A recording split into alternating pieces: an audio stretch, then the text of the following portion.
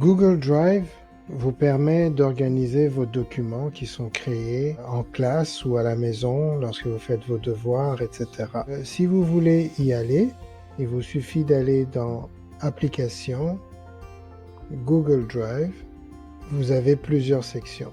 Vous avez une section ici en haut à gauche pour pouvoir naviguer à travers vos documents, mais le plus important, c'est celui qui s'appelle Mon Drive, dans lequel vous avez cette partie ici où il est marqué Dossier et Fichier. Pour faire une analogie, Google Drive est un peu comme une clé USB dans ce qu'on appelle le cloud. Il y a plusieurs sortes de documents qui peuvent être sauvegardés ici et on peut les organiser en dossiers ou en fichiers. Si par exemple je vais à un dossier précédent, vous voyez, j'ai des sous-dossiers qui peuvent contenir des fichiers.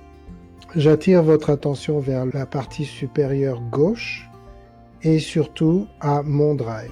Mon Drive vous permet de visualiser votre dossier racine en dossier ici et en fichier. Un peu comme dans une clé USB.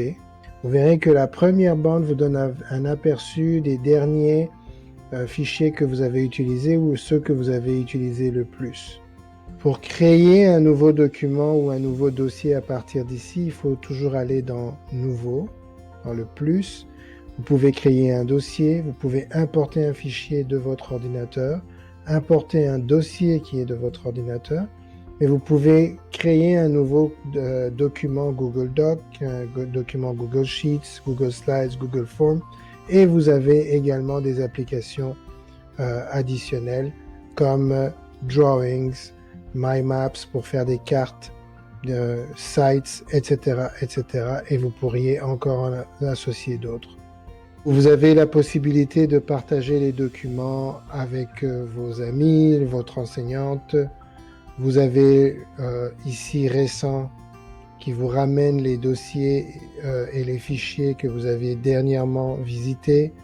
Vous pouvez faire des suivis sur des documents sur lesquels vous voulez faire des suivis. Par exemple, si je vais dans Mon Drive, que je clique à droite sur ce document de présentation sans titre et que je dis Ajouter aux favoris, lorsque je vais dans Suivi, je retrouve ce document-là.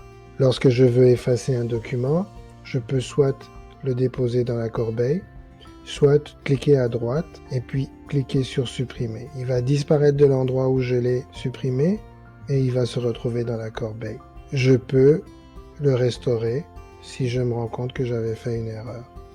Et voilà.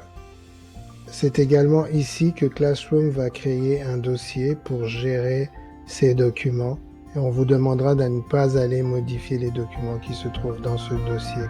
Merci beaucoup.